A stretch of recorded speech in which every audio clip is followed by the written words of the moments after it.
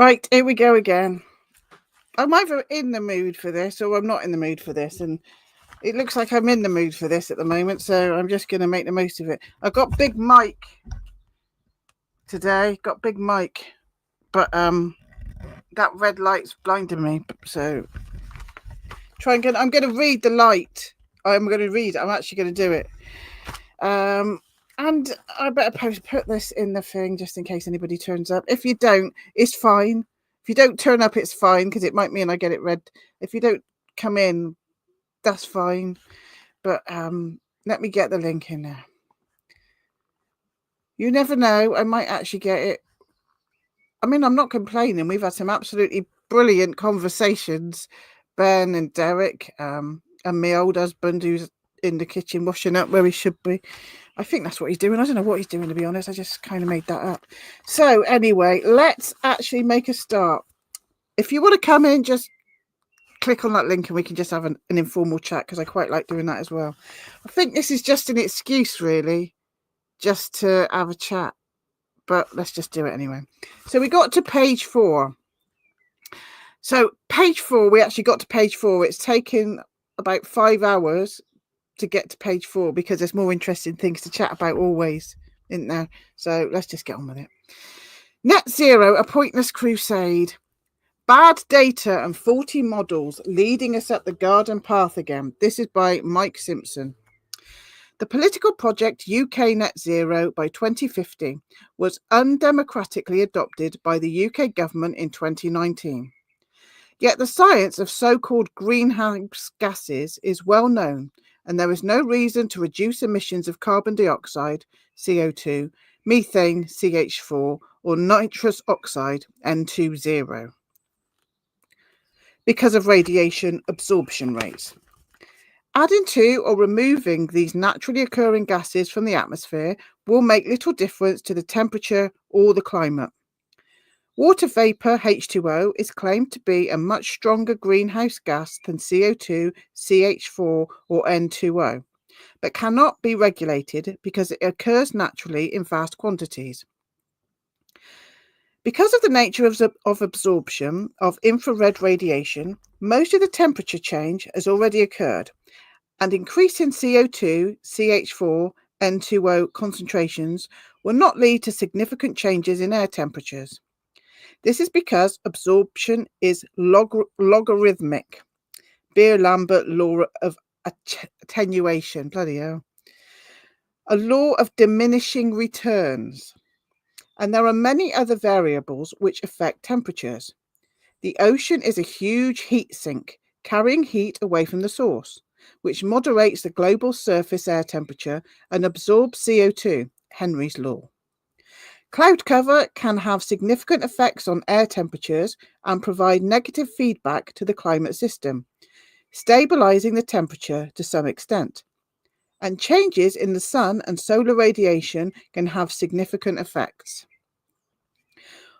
All of this science has been empirically derived either in the laboratory, e.g. Henry's law, Beer-Lambert law of attenuation, observed in reliable proxies, solar cycles, or by direct observation, e.g. changes in the sun, changes in sunspots, or changes in solar wind radiation.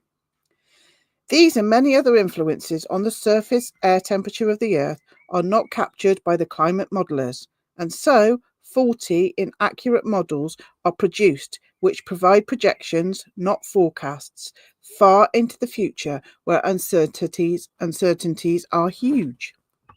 However, if the models are so poorly designed, the output is not likely to be able to predict anything realistic. The real problem is that the data for these faulty models also suffers from poor quality, unjustified data adjustments, infilling missing data to make the data fit the theory, and merging of known poor quality weather station data with good quality data.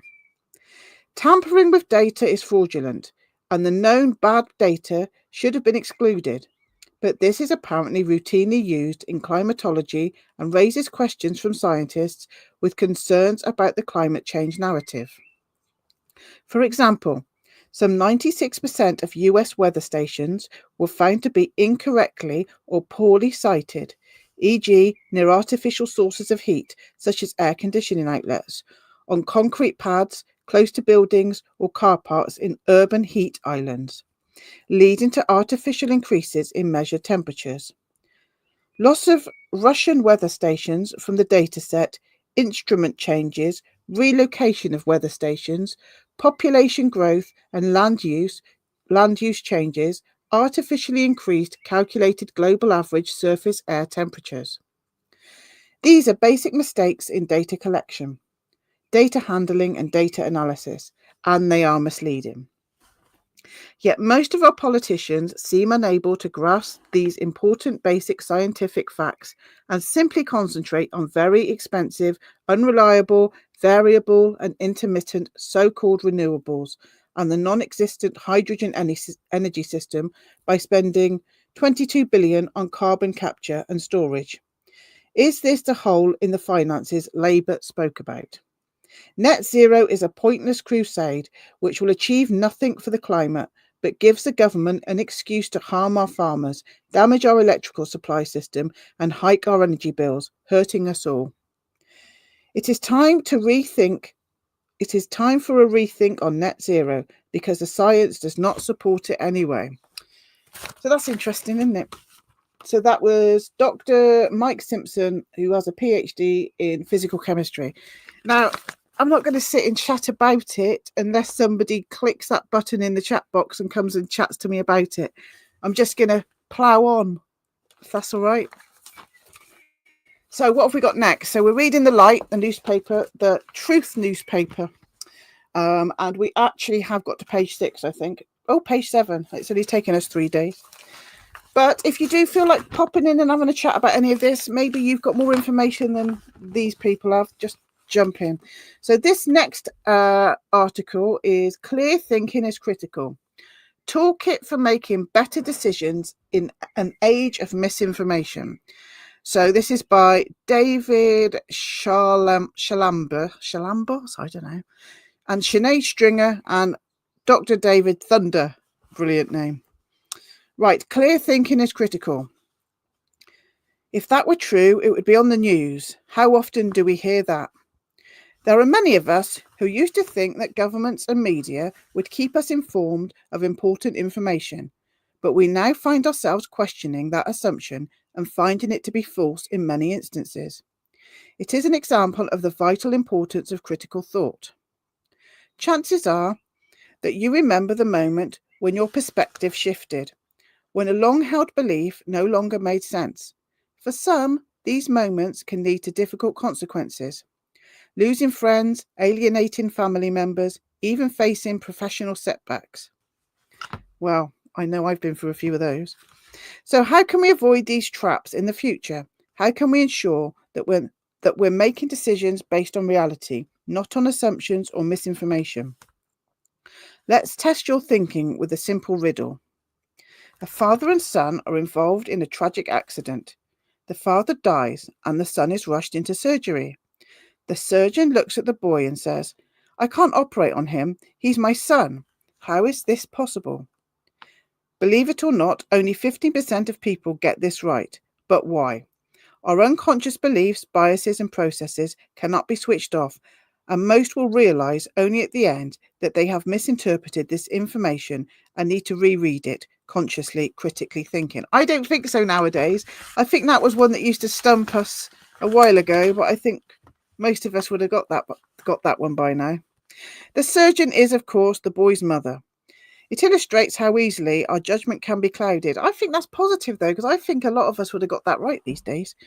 The surgeon is, of course, the boy's mother. It illustrates how easily our judgment can be clouded and keep us from seeing the truth until we pause and think critically. At its core, critical thinking is the skill of analysing and evaluating information to make sound decisions. It's a mental toolkit that helps us make better choices, solve problems more effectively, and understand the world with greater clarity. We live in a world where media outlets, social networks, and even political leaders constantly bombard us with news and opinion, often in biased, selective, and self-serving ways. How do we filter out the noise and understand what's truly important? How do we act in light of reason and sound evidence, rather than being manipulated by political and media elites? How do we make our informed opinions count and build a truly free and self-governing society, even though many aspects of our lives seem to be dictated by states and giant corporations? Could critical thinking be the antidote to the trends in society towards technocracy, mind-numbing consumerism, authoritarian governance, and political polarization? This is where your ability to think critically becomes vital, not just for personal growth, but for the health of your community, neighborhood, city, and/or nation. An effective and resilient political system depends on a strong civil society. Civil society is strongest when individuals challenge assumptions, question the status quo, and demand truth and truthfulness from each other and from their institutions. Critical thinking is essential for participating in this process and for creating a society where freedom of thought can thrive. So, how can you sharpen your critical thinking? Here are some powerful, research-backed strategies that can help. Ask the right questions when encountering new information. Resist the urge to accept it at face value. Who is presenting the information? Do they have an interest in presenting it from a biased perspective? What evidence supports it? Are there alternative explanations you haven't considered? Look for hidden assumptions. Every argument is built on assumptions, some of which may not be stated outright. By identifying these hidden assumptions, you can better evaluate the strength of the argument. Recognize your own biases. We all have biases, whether we acknowledge them or not. The key is to recognize them and actively seek out different viewpoints.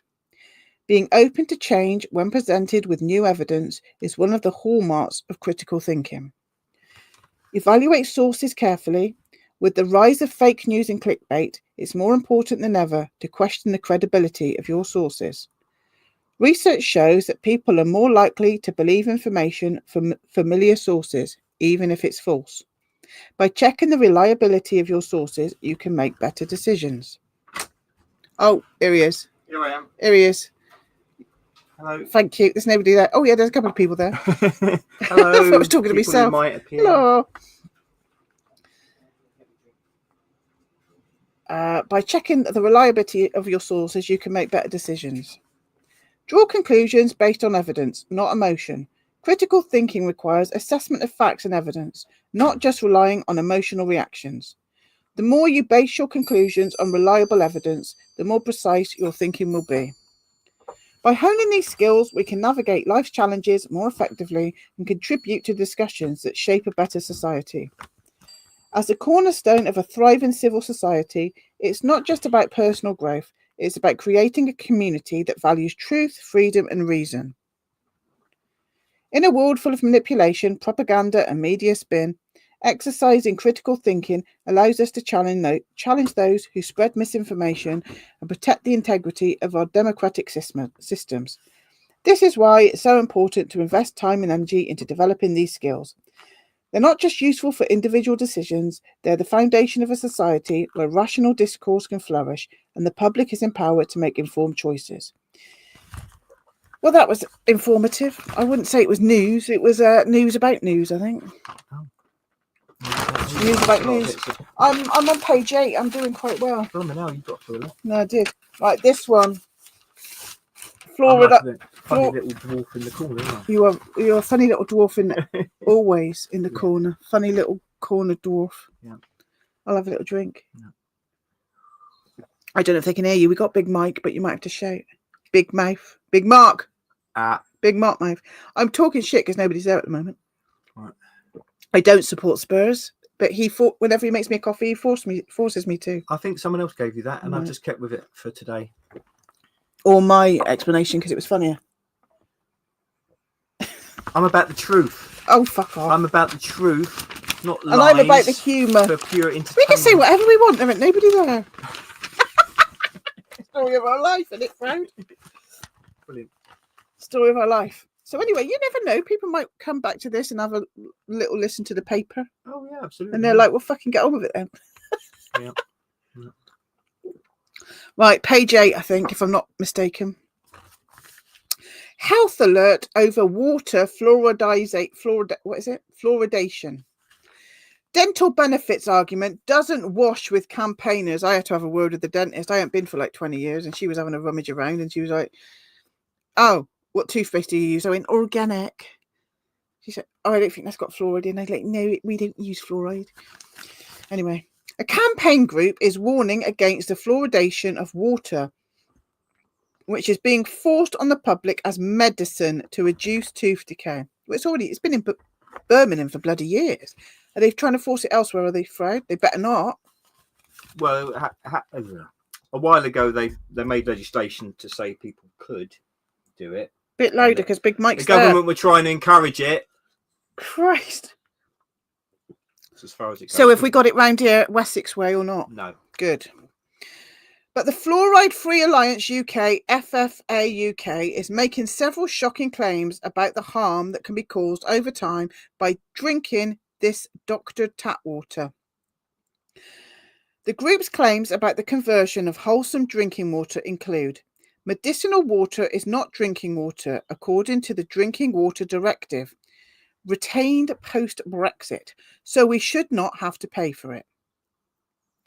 People are not allowed to refuse their consent to being sold medicine, which they have to drink if they cannot afford to buy bottled water. Fluoridating water companies are legally required by the government to contaminate their drinking water. It adds a hazardous industrial waste to drinking water. There's just no bloody need, is there? There's just no bloody need for it. If people are worried about their teeth or they think fluoride's a thing, they could just buy it in toothpaste.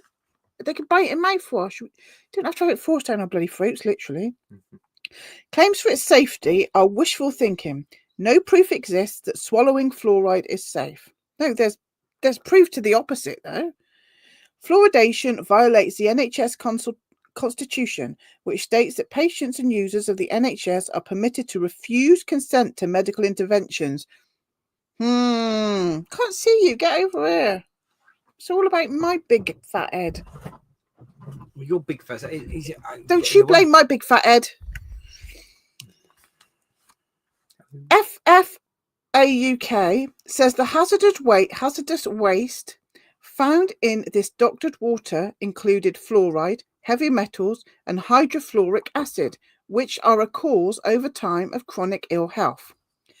In September 2024, a senior US federal judge ruled that fluoride poses an unreasonable risk to the health and IQ of children. And yet, the concentration of fluoride added to US drinking water is less than that added to England's drinking water. Where else do they do it? I know they do it in Birmingham. I don't know where else they do it in this country. Not sure. But the majority, well, it always used to be the majority of the UK didn't have it. Didn't have it. Yeah. Research shows that as well as reducing IQ levels, swallowed fluoride is a cause of hyperthyroidism, low thyroid, diabetes 2, and brittle bones. The reduction in dental decay amongst fluoridated children and adults is modest, making the intervention uneconomical, particularly since 98% of domestic water supplies, with or without fluoride, go down the drain without being swallowed. What is the FFA UK doing about it? So that stands for Fluoride Free Alliance UK. The group has started the process leading to a legal class action to stop water fluoridation. I can't even say it. Mabs. Hi, Mab. No, Mab. We're reading about water. Don't say anything. Don't say anything. Just between you and us. The group has started the process leading to a legal class action to stop water fluoridation, I can't even say it, in England, and to stop its escalation in Wales. So they must have it in Wales somewhere then. Wouldn't surprise me. So many other things are put through in Wales before. I don't know if they've got it in Ireland, have they? I don't know. At the end of January this year, the Greater London Authorities Health Committee, acting under delegated powers, referred the issue of WF, that is water fluoridation, which I cannot bloody say, I'm doing all right. To Mayor Sadiq Khan. Sadiq Khan, we say. Mayor Sadiq can't, because we're hilarious in this house. To request that Home Secretary Wes Streeting authorises a public consultation on water fluoridisation for Greater London. This means that Greater London is threatened with water fluoridisation, particularly because public consultations on WF are poorly advertised and biased in favour of WS, the FFA UK claims. The group is asking people resident or working in Greater London to volunteer as claimants in its class action against sponsoring WF. So they're asking for people to get involved in this very quiet, under the carpet kind of, we're trying to push fluoride into the water in London, but we're not really going to make a big noise about it. So they're asking for participants, I think, to help them with their class action to stop it. So it says, we need your help. Those who wish to volunteer as claimants in the class action can contact Joy Warren at wmaf@live.co.uk. We cannot accept volunteers if they are neither fluoridated nor threatened. We can make a quick check for fluoridation status, but only if we are sent a postcode. Our barrister has experience of class action and knows a lot about the issue. This is our best chance of ridding the UK of this outdated, ineffectual, IQ and health damaging public health intervention. Please, everyone who qualifies and who reads this article, stand up and be counted. Get in touch with us. Water fluoridation, something that I can't personally say, is a grievous infringement of your liberty. So that's good. So that's good, isn't it? What, a grievous infringement of our liberty? That's not good. Bloody hell. We've got to page 9. You're doing bloody well. We're doing bloody well here. Yeah. But because no one was listening. No one was listening for the Yeah, first 15 pages. Well, I'm only on page 9. You got 6 listeners now. Come on, you Spurs. Brilliant. Good. That's what we want to hear, Mab, isn't it? Come on, you Spurs. Is Mab Spurs? No, he's not. He's not. Oh, shit. Yeah, just Arsenal? ribbing him. No, thankfully not. What is he then? Manchester Bristol? United. Not doing very well, are they? Glory supporter, Mason. Eh? That's Ooh. what they call Manchester United supporters, isn't it? A long time ago. Oh, what you mean they're shit? They're shit at the moment. Yeah. Sorry, Mab. God. Only about as shit as we are. Yeah, I was going to say, you can't bloody talk. Hi, Linda. Linda, we don't know what we're doing, but it's brilliant. You know what I'm like, Linda? You've known me long enough now. Sometimes because I'm Cancerian, so sometimes the crab is in the shell, sometimes for like 8 months. But then the crab comes out of the shell and she won't shut the fuck up. So I'm out of my shell, Linda. We talked about football for 2 seconds and about 3 people went. Can you blame them? I was only one of them. I nearly went. Linda or Mab or anybody else who's listening, there is a link in the chat box. Now, if you click on that, we put your little face up there and we can have a chat to you. It does mean this never gets read, but we have more fun. So it's up to you. No pressure. Bit of pressure. Anyway, right, page 9 until anybody decides to interrupt us, which is what we want, really. Otherwise, it's just us chatting. Who wants that? Battery recycling centre explosion. That's all it bloody is, isn't it? Explosions. Don't get me started on fires in this country, for God's sake. You've done a song about that, haven't you? I've done a song about that. I didn't have my mic on yesterday when I started singing, so I got Big Mike today.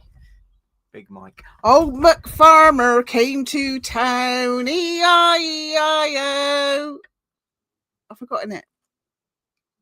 And then old MacFarmer's farm burnt down. It's all to do with, it's political. Yeah. It's a political. I'm supposed to have a harmonica and play a guitar acoustically because that was a protest song. Brilliant. Well, yeah. What's his name? Who does that? Liz Dillon. Great news about me crabs, apparently, Linda said. Brilliant. Test results are back.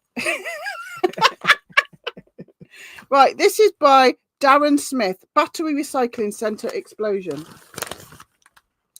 Homes evacuated amid huge damage to the environment. Firefighters tackled blaze that engulfed a number of lorries parked on the premises of battery recycling firm Portable Battery Recycling Limited in Wythenshawe, Manchester. They've had a lot of fires up there. We've had a lot of fires around here, mind. There was one in Radstock the other day, Mab. Bloody fire. Industrial estate or something. Yeah, I'm interested to know What that was all about. what was happening at the particular place. Well, if it's not fire. that, it's all the bloody fields. Cornwall's had it bad. Everything's bloody exploding. There was a big one in Liverpool. And of course, there was the Ireland Heathrow and the Heathrow. Yeah. The bloody country's on fire, mind. Greater Manchester Fire and Rescue Services said the blaze broke out on Ennis Close, Wythenshawe, on Sunday, February the 23rd, and forced local residents to evacuate their homes.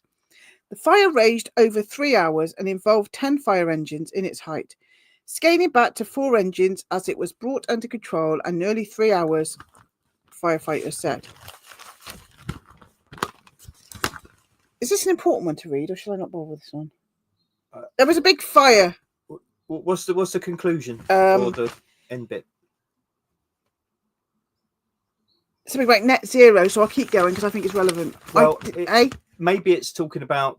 Is it something to do with like the lithium batteries? Because they're saying how they catch fire and you can't put them out in the same way as you can. And we've all got them in our phones, haven't we? And the dangers of those. So I'm wondering if that's where they're going with it. Trouble with the real paper is you can't put in Control F find. You've got to read all the bloody words.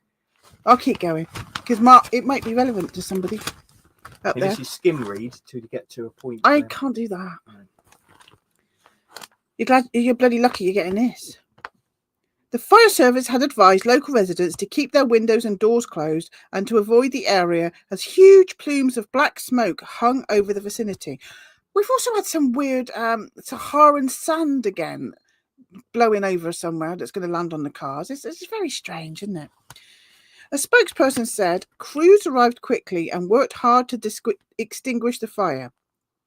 Greater Manchester Police and North West Ambulance Service were also in attendance, but confirmed there were no casualties. Greater Manchester Police said a cordon had been put in place and its officers had helped evacuate nearby homes. Residents have since returned to their homes. PBR has an operating licence for 5 trucks and 1 trailer and specialises in collecting, recycling and disposing of portable household, industrial and automotive batteries. One user on X, previously known as Twitter, described seeing smoke and hearing explosions popping off from what is thought to be a battery recycling plant at the Roundhorn Industrial Estate in Wythenshawe. They posted reports of a huge fire at battery recycling facility at Wythenshawe. Smoke visible and explosions popping off are audible from Altrincham, 2 to 3 miles away, and a smell in the air. Others in the vicinity have reported hearing explosions all morning. Online videos show dramatic scenes of black smoke rising into the air, obscuring the bright flames beneath. Further images depict emergency services at the scene with police vehicles stationed outside the estate. This better be relevant to somebody by the time I get to the end of it. An investigation into the cause of the huge fire in Wythenshawe continued the following day. Police and fire service experts returned to the scene of the blaze at Roundham Industrial Estate. The fire broke out just before 8 a.m. the next day. The blackened shells of vehicles destroyed in the blaze could be seen in the yard of the premises. On its website, the company describes itself as the UK's only specialist portable battery recycler, with an aim to transform the way portable batteries were collected and recycled across the UK, whilst providing the most competitive and compliant collection services. Bloody hell. Well, I don't think that's done a lot for the bloody environment, has it? It adds, we guarantee an efficient and cost-effective solution for the collection, storage and recycling and disposal of waste batteries, ensuring you are fully compliant with current legislation and regulations. The fire led to some homes in the area being evacuated and other residents were advised to keep doors and windows closed. I mean, I'm not being funny. Whatever that shit is in batteries going up into the air, that's not going to be a great thing, is it? No. Right, I am going to skim with you because it's boring me to death. No, I don't think it's got anything to do with lithium batteries. I think you're wrong now. What was it? Last paragraph. In this race to net zero, the alternatives they are offering to cheap natural fuels like oil and gas, lithium. See? Oh. So you could have summarised it. I'm not very good at that. Lithium-ion batteries, huge solar plantations on prime farmland, and expensive, inefficient wind turbines, which are also notorious for exploding and breaking. They kill millions of bats and bloody birds and insects too and all. Are devastating to the natural world and our health once they go wrong. And they seem to go wrong quite often. They also result in much higher bills, meaning that somebody somewhere is getting very rich from government policy rather than that policy benefiting all of the people. Anyway, I'm not being funny. That person could have summarised that. I mean, I'm not a journalist, but bloody hell. Right. If you want me to stop chatting shit, get in here. Because there's the code. Look, control, paste. Get in here and you have a chat, because you're probably more interested than me. Do we want this? Chris Rea's got something to say for himself. Oh. Chris Rea. What did he used to sing? Driving Home for Christmas. Driving home. Chris Rea's been driving home for Christmas for like 35 years. I know. Where was he coming from? Right. So is he one of us? I don't know. Let's find out. Well, maybe he's having an interview in the Light newspaper, so... He must be. Beyond the Politics of Left and Right by Richard House. Real Left's Chris Rea is interviewed by Richard House. Real Left. Hang on. Is this the same Chris Rea? Oh. I don't know. I don't know. Look at him. Is that Chris Rea? Driving home. I'm not sure what Chris Rea looks like, but I'm not like sure. But when it says Real Left's Chris Rea, is that Chris Rea? When it says Real Left's Chris Rea, it doesn't say Driving Home for Christmas is Chris Rea. I'm a bit concerned it might not be the same one. Let's pretend it is, just to make it more interesting. Driving home for Christmas. We'll probably get sued now by Chris Rea, the singer. Which one? So Chris Rea's got nothing to do with Christmas or driving or my youth. Oh, it's not as interesting now then. I was more interested in what Chris Rea had to say. But apparently that's not Chris Rea, even though it says it's Chris Rea. Well, there could be more than one. Why? Okay, let's see what he's got to say about something. Chris Rea. Real Left. What's that then? Real Left. What's that then? Well, maybe they're sort of like... Not woke. Yeah. Is it an actual party then, the Real Left, that I've not heard about? To find out by reading the thing. I've never heard of it myself. Passive aggression. Real Chris Rea doesn't sing, apparently. Real Left, which was originally Left Lockdown Skeptics. Oh, have you ever heard of them? Froud? Oh, me now. I thought you were talking to the audience. We ain't got one. You are the fucking audience. Oh, no, I have never heard of them, no. Thank you, the audience. What is the audience saying? Real Left. Linda's got to go. Bye, Linda. Bye, Linda. That's the audience gone. We can't retain any bloody viewers in this place. I was about to drink your coffee as well. I know. Real blah, blah, blah, blah, blah, blah. Left Lockdown Skeptics until our name change in 2023. I didn't even know you had an original name, to be fair, Chris Rea. Was founded in January 2021 by David Fletcher and his colleagues from the Marxist theoretical journal Marxist World. What do we think of that then? Since then, through members leaving and joining, the demographic of the editorial has changed to a more libertarian left, in brackets anarchist, don't think so, weighted makeup, although we still have active members, supporters who identify as communists, Marxists and socialists. They sound like my cup of tea, Mark Froud. But I mean, well, I'm jumping ahead to anticipate what's going to be said, but they're presumably still on our sort of side, so maybe it's a good thing. The title saying Beyond the Politics of Left and Right, so maybe that's just trying to get out of where the left has been pigeonholed as, not supporting working people. That's all. Anyway, We'll let the Pope speak for himself. A load of old bollocks, isn't it? Load of old bollocks. The founding purpose was to provide an online publishing platform for critiques of the new normal or biosecurity state from anti-capitalist perspectives. Such critiques were, and mostly still are, absent from left-wing disclosure. We have since broadened the focus of our critique to all aspects of the Fourth Industrial Revolution, platforming dissident positions on issues like net zero, for example. RH, that's the interviewer. Those who've historically identified with the political left have been hugely frustrated by the robotic labelling of all those questioning establishing COVID and globalist narratives as far right. Do you think that the labels of left and right still have any use or relevance? No. It is understandable that people claim that there is no longer any relevance to the traditional left-right political model. All mainstream and most non-mainstream political parties and organisations of all persuasions fell in step with the diktats of the COVID tyranny. This led to generalised disgust within the freedom movement with the old political model. The new forms of political resistance that emerged in response to lockdowns, properly speaking lockouts, and vaccine mandates were untrammelled by traditional political orthodoxies, but the underlying social and economic realities that gave rise to the left-right model in the first place have not changed. In fact, since 2020, they have intensified. We are engaged in a historical struggle, the class struggle. The only solution to the crisis we are in is organised action by the mass of the population directed against the ruling class, leading to the establishment of a new form of social and economic organisation under popular control and rooted in class solidarity and democratic participation. All other forms of anti-system resistance are subordinate to this objective. This is a classic left position.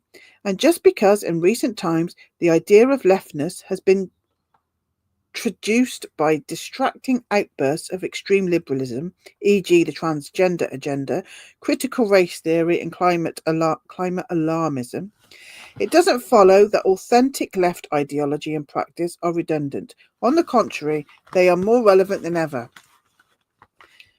Interviewer: fascinating answer, thank you.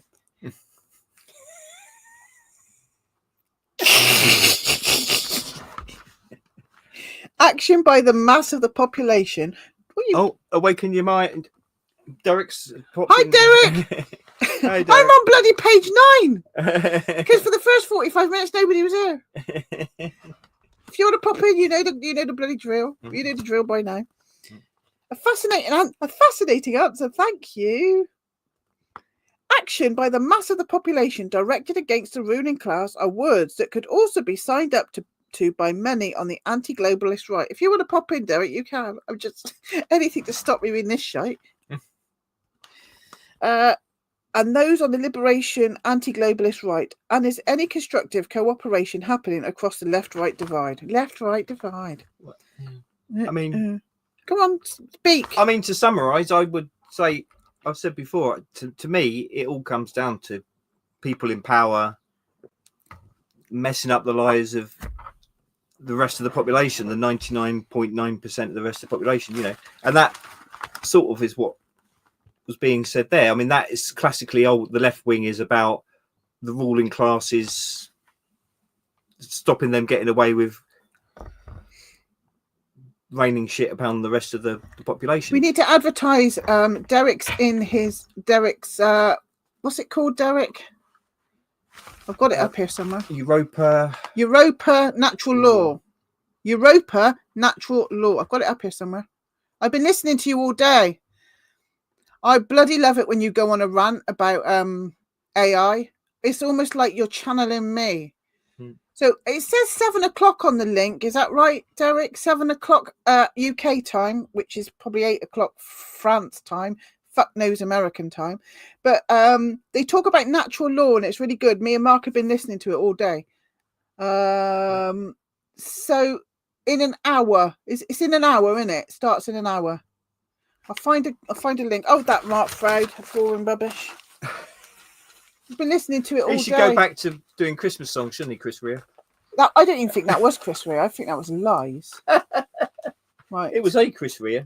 Europa. Your natural law. Yeah, we've been listening to it all bloody day. Yeah. I'm going to put a link to it.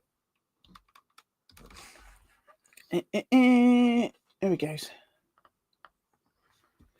When you say join, Derek, you guys are welcome to join. When you say join, I know you mean like hiding in the background somewhere with a fucking mouth shut. So anyway, never mind about us. This is the Derek show. He's got a great thing going on there. And they talk about natural law. We went right back to the beginning, Derek, when everybody was introducing themselves and telling their stories and things like that. And when Nemo said that his mum was in Crass, Mark's ears pricked up, because sounds like a kind of a punk band that our Mark would. I don't actually know this stuff, but I know of them. So it was like, oh, yeah. Punk band called Crass. Yeah. Well, Mark will probably be looking into them next. They're quite famous. Yeah. I'd be a bit nervous because I know none of you believe this, but I'm actually quite shy. I know. You don't believe me, do you? You don't believe me, do you? But when I'm on here and it's my bullshit, and if I let myself down, it's fine. But the thought of letting other people down worries me. Do you know what I mean? Oh, I get embarrassed. Too shy. It's like my shadow work. Coming on here, putting that thing on and doing this bullshit. It's like I'm literally doing my shadow work in front of you. And I'm Mark. Yeah, absolutely. Never I've got to do anything, no matter what it is. I spend 6 months worrying to death about it. And then I come on and I'm all like, oh, I'm so extravagant. And I put this mask on about, how old am I now? 54 in July. I put this mask on about 54 years ago. And it kind of like, I don't know if it's that film with, what's his name? With the mask. What's his name? Carey. And didn't it actually... Sorrow? No, George Clary, what his name is. Julian Clary. What's his name? What's his name? The Mask Man. Jim Carrey. Yeah. I think in the film, the mask actually just stick to his face forever. And I think that's what's happened to me. That's it. It's not George Clooney. It's not Julian Clary. Mm-hmm. Oh, my Christ. So anyway, I get very nervous about things. But we will pop in and have a little look and just be nose. We might have a little nose in the background until we get our confidence. What do you think? Yeah. Oh, definitely. We're going to pop in. Look at his little pixie down there. I'm just having a look who else is Bad Company. Hello. Hi, Bad Company. Welcome. Oh, what's a nice picture? Anyway, I'm so easily distracted. It's absolutely ridiculous. But definitely everybody go and look at Derek's channels. He's got loads of channels. He's very talented. He's got music. He's got great things. And me and you, what you say about AI, honestly, when you're having a rant about AI, that could have been coming out of my gob, couldn't it, Mark? You were fully on board with that. Fully on board with it. I cannot stand it. And that's one of the reasons why I've really pushed into my art as well, because I was a little bit sick. And also making it affordable. My art takes way too long and I don't charge enough. A, because I'm not confident, but also B, I want people to have some actual handmade art, because most of it, a lot of it they can get from Temu and rubbish like that for cheap. So you don't really want to price yourself out of the market so people can't have real bits of art, because you're trying to sort of like make them interested in artisans. You're trying to make them go, oh, hold on a minute. That is actually a lot better than that nonsense I just got off Temu. I can see the brush strokes. You can almost see the blood, sweat and tears that go into an actual real, because there is blood, sweat and tears. It's hilarious. Like, I saw a picture for 15 quid. It's taken me all day. If you break that down, I'm on less than minimum wage in China. If you break it down, do you know what I mean? But it's not about that. It's about getting real stuff, soul stuff to people, so that people start remembering, oh, I quite like soul stuff. I quite like stuff that's handmade and hand done. Shove your AI up your ass. Quite right. Yeah. Which is kind of what you said, and it made us giggle, didn't it, Mark? Yeah.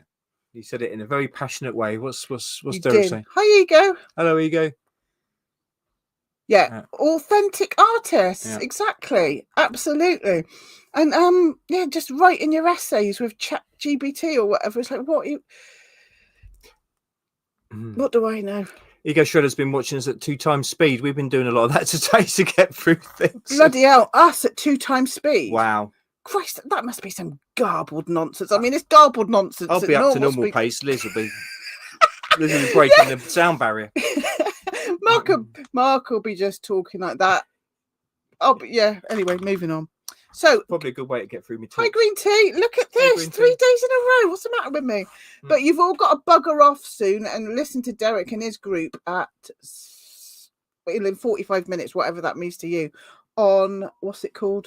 Europa Natural Law. I put a thing. Where is it? I'll find it. I'll find it for you. We kind of want to be on it, but I'm too shy. Where is it? I think you might. There it is. Oh. Is that it? There we go. The natural law's where it's at, everybody. It's absolutely where it's at. And everything else pales into insignificance, I think, once you start getting into everything else. Once you start getting into natural law, you start seeing everything through truth-coloured glasses. And you were before, obviously, or you wouldn't have been looking into natural law in the first place. But it's even more like the scales come off, and you start, if you're anything like me, you start holding yourself accountable, and you really do start looking at yourself. And then weird coincidence like the tarot keeps telling me the same things as what I'm hearing, just amazing stuff like that. So natural law's where it's at, and Derek does a lot of work on that. Moving on, I can't be bothered to read this. It's rubbish. Well, all right, you read it. No, I don't know. What's Ego Shredder say? The net zero thing, I saw a graph showing all the countries booming were not following the agenda. Surprise, surprise. The ones like the UK, all in decline. Oh, it's a load of nonsense, mate. Yeah. Should we just cherry pick? The other day, Samantha said, just cherry pick. Yeah. Well, unless you just want to have a break from it for now. You've read it quite a bit. You wanted me to read the JFK bit, didn't you? But I think it's a bit old news. Let's have a look at it. Well, it's old news. It happened about 60 years ago. But I mean... No, but you said, it's relevant, JFK. Well, funny enough, it's come out... I mean, this paper's all over the place. Presumably, it must have been printed before the recent release of the files. But well, this was printed on February the 19th, 1965. Oh, it's definitely old news then, isn't it? Oh, so they've... By John Hamer. So I don't know really. Have they? Is that just sort of? Have they actually just reprinted an article? Bye, Derek. See you soon. Yep, I'll see you in a minute. Bye bye. I don't know. Let's have a look, shall we? All right. Quite interesting, I suppose. We'll have a little read through that. London, February 19th, 1965. Yeah, they got a little advert up in the top corner. 1001 cleaned so many things, and Bovril, and this is a spring edition. I don't bloody know what this is, but let's read it. On June the 4th, 1963. Oh God, papers are so extra, aren't they? So old news. I'm getting dirty hands. On June the 4th, 1963, a virtually unknown presidential decree, Executive Order 11110, is that how you say it? Yeah. Was signed, which effectively stripped the Federal Reserve of its power to loan money to the federal government at interest. This executive order has never been repealed or suspended by any subsequent executive order. In simple terms, it is still valid. So, when Kennedy signed this order, it returned to the Treasury Department the constitutional power to create and issue currency without going cap in hand to the Federal Reserve Bank. EO 11110 gave the Treasury Department the authority to issue silver certificates against any silver bullion, silver or standard silver dollars in the Treasury. It therefore seems obvious that Kennedy was fully aware that the Federal Reserve bills being used as the purported legal currency were contrary to the Constitution of the US. JFK was also attacking the oil depletion allowance, which permitted oil producers to declare up to 27.5% of their income as tax exempt. This exemption provided them with a lower tax rate and a competitive business advantage, not shared by any other business interests, and the government would thereby retain more than $300 million in tax revenue each year with this allowance. Although the oil depletion allowance remained intact due to the congressmen who were recipients of oil company campaign contributions, this proposal made JFK some very powerful enemies in the oil industry. In the 1960s, Dallas was spectacularly corrupt. It was a city of great contrast, being the epicenter of the Bible Belt and yet also an enclave of organized crime and corruption. It was also the center of the oil industry. In 1964, New York Times article reported on a group of businessmen who had formed an invisible government that ran Dallas without an electoral mandate. The Kennedys understood the political importance of Dallas and of Texas in general. They chose Lyndon Baines Johnson to be JFK's VP because they needed Southern votes. And after the election, they appointed Texans like John Connolly, a lawyer representing Big Oil, to be Secretary of the Navy, and George McGee, the son-in-law of a legendary oil industry figure, as Deputy Secretary of State. But Dallas in general was no friend of Kennedy. Prominent within the Eastern establishment was George H.W. Bush. Never heard of him. As the son of a powerful Connecticut senator, he was usually unusually well connected. While his father, Prescott Bush, remained back east, George had prospered in Houston and Dallas, respectively. A Kennedy rally would not have attracted many people from there, and not for reasons of ideology alone. The oil industry, in particular, the more financially vulnerable Dallas-based independents, did not welcome Kennedy's stance on the aforementioned oil depletion allowance. The trade publication Oil and Gas Journal charged that JFK was setting up a battleground upon which business and government will collide, and J.E. Hoover also expressed his own reservations. One of Hoover's friends, the Texas oilman Clint Murchison, was among the most aggressive players in the depletion allowance dispute. Murchison had been exposed in the 1950s in Time magazine, no less, as epitomizing the absurdity of this giveaway to the rich and powerful. LBJ shared this enmity towards Kennedy. In fact, he was the only person in the White House that the oilman trusted. The Kennedys, for their part, had never liked LBJ and had asked him to be JFK's running mate for political expediency alone. Within a year of the inauguration, there was already talk of dumping him in 1964, and RFK's investigations of military contractors in Texas increasingly pointed towards a network of corruption that was in the process of leading back to LBJ himself. Mark just went, oh. Mark went, oh. Well, Mark knows something. No, well, I've heard lots said about LBJ, but yeah, I think we're over here, mate. Much deeper things going on, but yeah. According to presidential historian Robert Dalek, it's not Dalek. No. My brain thinks it is. RFK closely followed the Justice Department's investigation, including inquiries into Johnson's possible part in corrupt dealings. Despite wrongdoing, Johnson believed that Bobby Kennedy instigated the investigation in hopes of finding something that could knock him off the ticket in 1964. LBJ had numerous connections with the Bushes, whose Republican values often dovetailed with those of Johnson during the years when LBJ served as the Democrats' major leader. After Johnson ascended to the presidency, he and newly elected Congressman Bush were often allies on such issues as the oil depletion allowance and the war in Vietnam. This Texas Raj, as it's been called, was an incestuous world. Denizens sat on one another's boards, fraternized. In each, he's got a PhD. Sometimes you can tell, and often not. Not very often. In each other's clubs, and intermarried within a small circle, with most of the ceremonies being held in the same handful of churches. Whether one was a Democrat or Republican did not much matter. They all shared an enthusiasm for the anything-goes capitalism that had made them rich, and a deep aversion to government interference.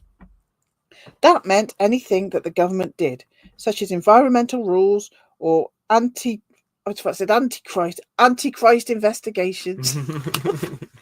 I think you should read this next time. Antitrust investigations. That was not in the oligarch's favour. In many respects, RFK became the focus for the hostility that JFK deflected with his charm. Bobby did not shrink from the role of enforcer, and for as long as Jack, as JFK was known to his family, remained president, and in 1963 a second term seemed likely, Bobby would be his Rottweiler, and even worse was the prospect that the Kennedys would become a lady. The Kennedy administration struck at the heart of the Southern establishment's growing wealth and power. Not only did it attack the oil depletion allowance, but its support of the civil rights movement threatened to undermine the cheap labor that supported the oil industry. Yet in the space of 5 years, both Jack and Bobby were dead, and the prospect of a Kennedy dynasty had been extinguished. Instead, within 12 years of Bobby Kennedy's assassination, a new conservative dynasty was beginning to emerge, the House of Bush. Oh, he's done it again, Mark. In less than 3 years in office, JFK had crossed the mafia, Onassis, the Roman Catholic Church, the CIA, the FBI, the military-industrial complex, Big Oil, the Federal Reserve, and Israel. Well, that's a combination, isn't it? Really, just piss off one of those, you're in trouble. To be fair, all of them. That whole bag is one of them. Well, yeah, there is that as well. So, in short, he had transgressed against the entire rotten hierarchy in one way or another, and for that gross sin of sins, he would not just simply be quietly assassinated like some incumbents before him. He would be made a monumental example of, a huge, spectacular, unquestionable warning to others who may consider straying from the prescribed agenda. In fact, he would be publicly, ritually executed. That was written by John Hamer. Whereas I read a thing, I think it was in the Freeman book, that, you know, this killing of the king, which probably ties into things that I've talked about and will be writing about, all these ancient sort of ceremonies, but, you know, this ritual thing. And killing of the king. And the JFK one was the biggest. The Green's just reminded us about the Kybalion. I've literally found it today, Green, and sent it. It's like a PDF version I've got. I've sent it to Mark. So yeah, I will definitely be having a little look-see at that. If it's not too long, I might even read it. I'm halfway through reading, what is it? The Thousand Faces thing by, what's his name? Joseph Campbell. I got halfway through and then I was like, oh Christ, I can't be bothered with this anymore. I'm halfway through a lot of things. I'm also reading audiobook for us. I'm reading about 3 different things. Yeah. I'm reading Dion Fortune, Sea Priestess as well. I've got quite a few things I'm reading for the channel and the Kybalion, depending on whether there's like loads of long words that people have a go at me about. I might do that as well. What are you doing? I'm just reading Ego Shredder's. I do not remember 1965. I was still in the spirit world. And then a few years later, I was thrown back into the Archon colony to work. Oh, blimey. Yes, well, us as well. The same, yeah. Us as well. Around the same time. So anyway, yes. What have we got to say about any of that? Well, yeah, I mean, obviously bits I'm sure most of us have heard before, but Big Mike. Yeah, I this killing of the king ritual, and it also made me think as well. We heard recently someone replayed that Bill Hicks thing where he says, just anyone who gets in power now, they just put them in a room and show them the video of the Zeebrugge film of JFK being shot. And it was like, any questions? But yeah, I mean, I don't know. I mean, was he completely separate from it himself? I mean, there's all dodgy connections with his dad was a bootlegger and stuff like that. Was it what? You got to be laid for a bootlegger. Christ. But I don't know. I mean, as far as I can see, I get the impression that him and Bobby were trying to do some good things, and that obviously pissed off a lot of people and those control force people. And yeah, certainly the Bushes are. I've heard before how George Bush Senior was. There's all this stuff about he said, "Oh no, I wasn't in the CIA then." He became director of the CIA later, but no, I was never actually in the CIA. And then there was stuff like people saying, "Oh, where were you when Kennedy was assassinated?" And he said he couldn't remember. You know, he was around the corner. Well, Yes, I mean, I think there was a photo, and it's like, oh no, that's not me. It looks like me, but it's not me. But anyway, I've just put in the thingy again. If anybody wants to join in, you little sods, get in here. Well, we got Derek singing half an hour anyway. Yeah, I don't know if he wants us in there. I don't know. See, well, I think we drop into the chat. We drop into the chat and say hi and Bless to see how it goes. I think he might have thought, oh, get those two up on the stage. And I'm like, oh, look, I've just done that. I'm going to be accused of being a... you in the Illuminati? Yes, we are. Oh, yes. Well, explain what you're saying there. You're not outing ourselves. I can't be bothered.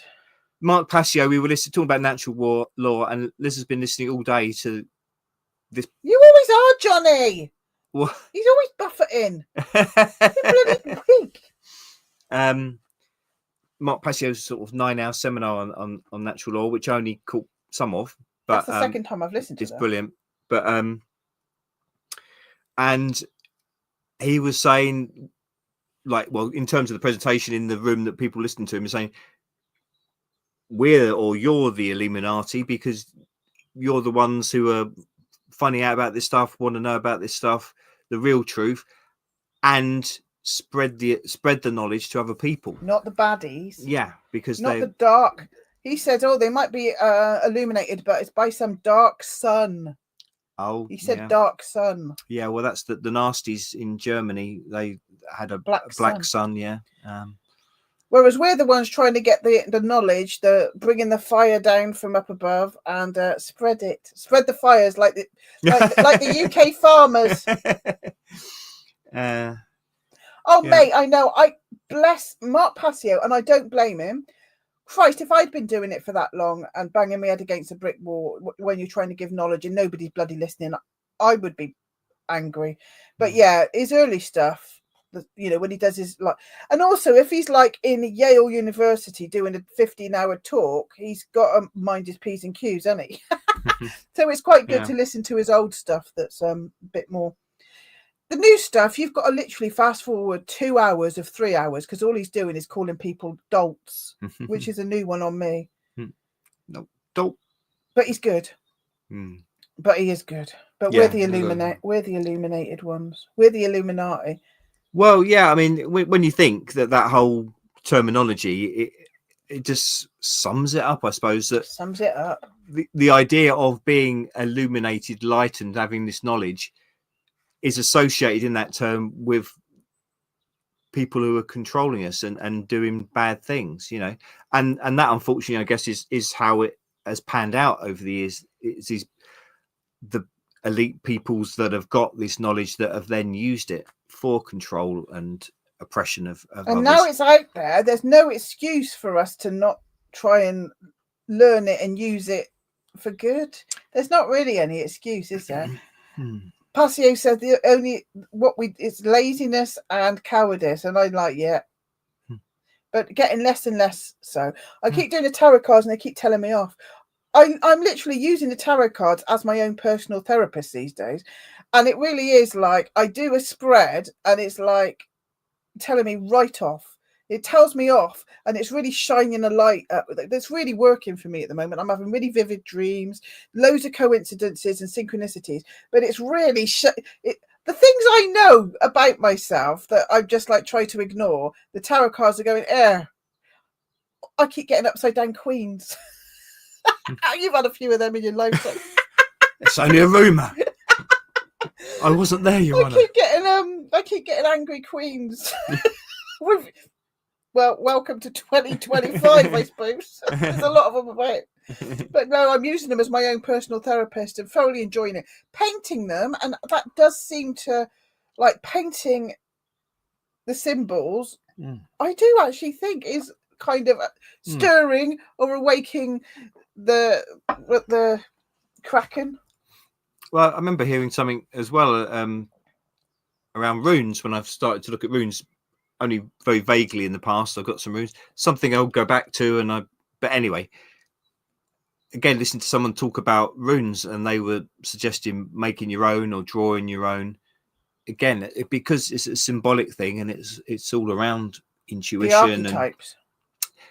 And intuition, and on this unconscious level, and doing this non-verbal engagement with the symbols is, I'm sure. Green said, I get confused. Let's shove it at her. I get confused by the word Illuminati. It was like at first it was people sharing info behind the bad guys, and now it is the bad guys. I'm so confused. Yeah, it's like I think all of this knowledge, this esoteric wisdom, was shared with people. In the enlightened, before the Kali Yuga, it was shared, and people were. And then Kali came in, the consciousness went down, and the secret society started hiding it, the mystery schools, because they wanted it for power and control. They didn't want us to be enlightened. It was all about occulting the knowledge, and we're coming back out again. I mean, it just randomly came up with my YouTube's, a suggestion to watch, and it was a channel, Wisdom of the North, which I've not ever seen before. But it was this woman, and it was talking to this couple, and they spoke very well, and they were saying that they channeled the Palladians. I guess one of these people, when I hear that, I think, ooh. And I do a green screen chronicle whenever I hear that. With the Lemurians. And I'm sure there'll be a lot of people that have channeled the Palladians. Well, who have maybe done that, not done that, and said they've done it. I don't know. But anyway, these people spoke well. But I was listening to it on the 21st of March on, what was that, Friday? And they said they've been told by these entities that they're channeling that is the date, the exact date when we're coming out of Kali Yuga was the 21st of March. So there we go, people. We're in the new Yuga. So Mark, ascending into the fifth dimension, see something on YouTube that says, today we are coming out of Kali Yuga. So Mark, in his heightened spirit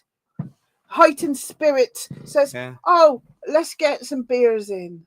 Well, I did say that. Yeah. Unbelievable. Yeah, well, it's something to celebrate. Celebrate us ascending out of a lower chakras. And it was a Friday night. Wankered.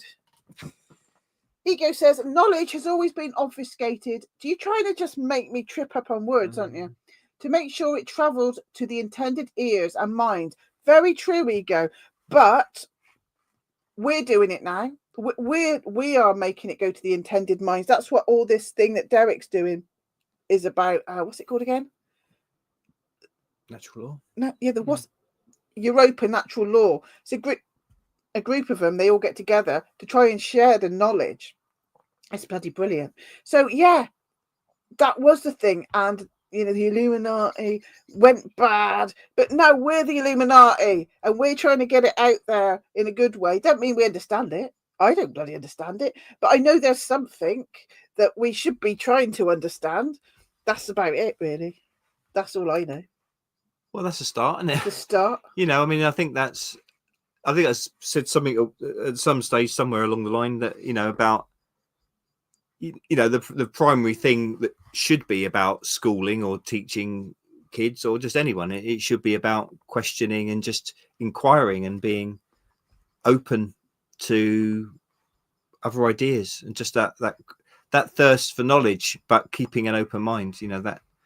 That should always what it should be about. But obviously, as we know, all the systems that are in place are to do the opposite of that. Yeah, but people are just naturally coming to want to do that now. It does seem to suggest there is a change and shift. All these. I mean, I'm taking with a pinch of salt. Oh, there's a precise day when it's actually happened. But you didn't take it for a pinch of salt the other day. You said, let's celebrate coming out of the Kali Yuga. I took it for a mouthful of beer. I took it for a mouthful of beer, I suppose is more apt saying. But there's a fine line, because there's saying and thinking and knowing, oh, good, we're coming out of Kali Yuga or whatever, and we're going up and there's an awakening. But you can almost go, oh, okay, phew, that means I don't have to do nothing. Oh, yeah, no, I think it's definitely, no. Well, hopefully it's more people becoming aware of things, and I don't know exactly how it will be. But hands up, who's got? Sorry, I'm just here to interrupt my husband. Right. I never usually do that. I've never done that. That's the first time I've ever interrupted him. Hands up, who's got a printer? Get your hands up. You can borrow mine. It's yours. Well, it's mine. It's up there. This is my corner. All right. So, action is what it says in natural law. Action. It's all well and good knowing with this stuff and coming out of it and brilliant. It's awakening, but natural law action is what you've got to do. And if all you do, if you've got a printer, in the next 2 weeks, I'll be very proud of you, is print out something about 5G or whatever floats your boat. What was it? Ours is the farmers and the fires, or whatever floats your boat. Just print it out and snick it in like trousers in Marks and Spencer's. Do that. Honest, I don't Other care. retailers are available. You don't have to be Marks and Spencer's. It's like anarchy activism, and it's just something so simple you can do if you've got a printer. You can do it if you've got a pen, I suppose. But it makes you motivated. And what it does, like I was saying yesterday, when we saw those, we started doing it again because we've only got a new printer the other day because we used to do it all the time. We started doing it yesterday again, and it makes you so excited and motivated. It makes you feel like you're doing something. And what that does is that fires something in you to do more. And you think, oh, that ain't going to do nothing. But then we turned the corner and saw a sticker on the thing saying, no farmers, no food. And it was like, brilliant. So if just one person sees our silly little thing in a pair of trousers in Marks and Spencer's, and they look into it, or they go, brilliant, somebody on my side, you've added to the Twinkly Skywater, which is Carl Jung's Collective Unconscious. And what an easy thing to do. That's just me. Do it. Go and do it, eh? Do what you want. See. What are you doing? When I do a big long thing like that, it would be nice for you to then come in with some words, so I don't just feel like I'm talking to my bloody self. No, you're talking to the audience. So we got 12 people listening. I know I'm talking to the audience. Well, Mark. you're talking to them. You're not talking to me. They can't talk back, can they? That's why. They can. Mark Fowd. This is supposed to be a conversation. Yeah. You'd have to make it look formal and professional to blend in, as though the retailer intended it. Otherwise, normies reject it. No, what are you on about? What are you on about? Here you go. You just slip it in there. We stick them in towels in Primark. We prop them up in charity shops. What are you on about? I don't care if the normies reject it. Guess what? One normie might go, what the fuck is this? I'm going to go home and Google it. What are you on about? This message about 5G is endorsed by Marks and Spencer's. What are you on about, my little love? That'd be quite good, actually. That would actually be that's a really good idea. Could do that. That's a really good idea. I'm going to do it. That's actually a really good idea on reflection. No, I've just told you off. Brilliant. No, you make a good point, Ego Shredder. You do it that way then, because that's obviously your way, the professional way, whereas mine's just a bit of shit that I type out and print. I used to put so much energy into this. I made beautiful cards, all hand done. I sewed little hearts, padded them out, and we used to pop them through people's doors. They were nice. Well, they're nice as well, because people would say, oh, it's a nice thing. And then the message would seep in, and it's like, oh, what the actual word's saying. So it's just a little bit of anarchy. It looks like Green Tea has already done it. Green Tea, of course. She's got a history of anarchy. I used to write on business sidecars and slip them into the water filter boxes at the stores. I love it. I figured the people who figured out fluoride would be more open to hear other things. Brilliant. Green Tea. Brilliant. But do you know what? Even if you do 20 and only one person goes, what's this? Brilliant. That's one person that might not have done that. I'll tell you another good one is when it's really, really chemtraily.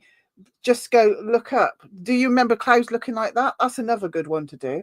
But it's just that doing that, honest to God, it's fun, and you feel like a little bit of a spy.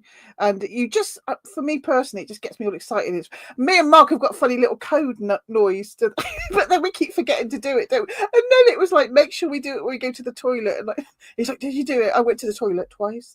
Too much information. I was like, oh, I forgot. But we go into charity shops and I go, and that's to tell Mark that I've just put one by the CDs. And what's your noise? Mark's noise is, I can't even hear it. So I don't know what he's done. So this is how we entertain ourselves whilst being anarchists and spreading the news like the good warriors we are. Onward, Polly. Polly, oh my God, I haven't heard from you for a long time. How are you, my little love? Hello, Polly. Let's put her up here.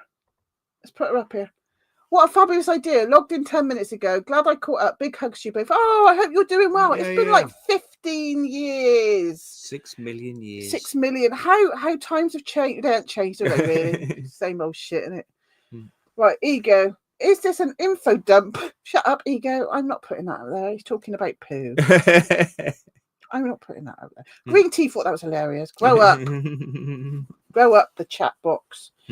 So we are going to listen to Derek and his mates in Europa Natural Law. We're going to go and support them. Because I'm not sure if we were invited on it. I think we were. And then I got a little bit shy. I think we were invited to actually go on it. Like, what this shit? And I was like, it's fine doing it on your own channel. You don't want to be doing this on other people's channels. Do you know what I mean? I don't know. Maybe we're going to get professional and go and be invited as guests. We were on the Paranormal Creep Show. We were quite good on that. We were very good on that. Never got asked back. We were so good. We never got asked back. Yeah. Awkward. Yeah. Anyway, it's all good. So we're going to be having guests on here. Well, yeah, Derek's popped in the last couple of days. But we've got our friend Nick Hayes, who is now a speaker at the symposium. Yeah, brilliant. And he's going to be doing a chat. And we're getting Ben back again. Yeah, always rely on Ben. Always relying on Ben. And that's it. Well, that's a start, isn't it?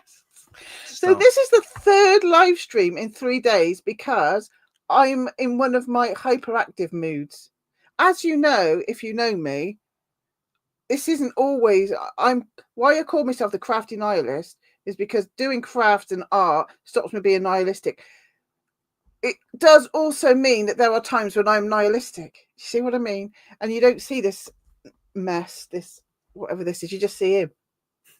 Lucky sods. But I'm in one of my hyperactive moods. I think I'm bipolar. Do you think it's bipolar? I don't know. I wouldn't go that far. Sometimes I'm just really in the mood to just spout off. Sorry. But then sometimes I just go away for 6 months and I can't talk to anybody. I'm just a weirdo. So is being a Cancerian, is it the crab in the shell, you retreat in your shell, but then when you come out with your claws and then you can go... Yeah, I come out with my claws. Yeah. Claws sharpened. Yeah, actually, that's true. That is quite true, isn't it? What? Hey? Domestic, live, on air. Oh, God. Camera's going to turn off now. Who knows what's going to happen? I'm going to go and get a cup of tea. Oh, that sounds No, you're going to make me a cup of tea. No, you're going to make me a cup of tea. You make me I made you a bloody cup of coffee. Yeah. I ain't making him no bloody tea. Oh, I'll make you a cup of tea. Right, we're going to go. Love you all.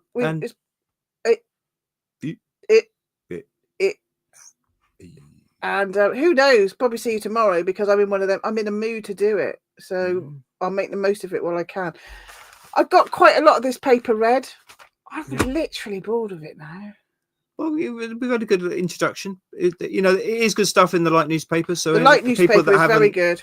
People in the UK that haven't checked it out already, as Liz said, my stepson very kindly, well, both of them actually, I think, contributed to subscribe to it for annual subscription. So get it sent every month. So.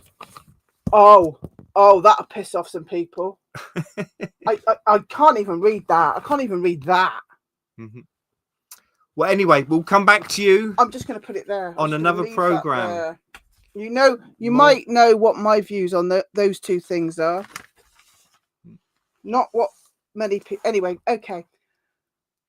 All right.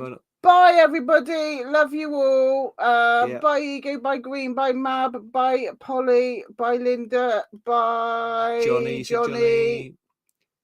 And there was another person, Derek, who's gone. Oh, there was was it Bad Company? Bad Company. Yeah.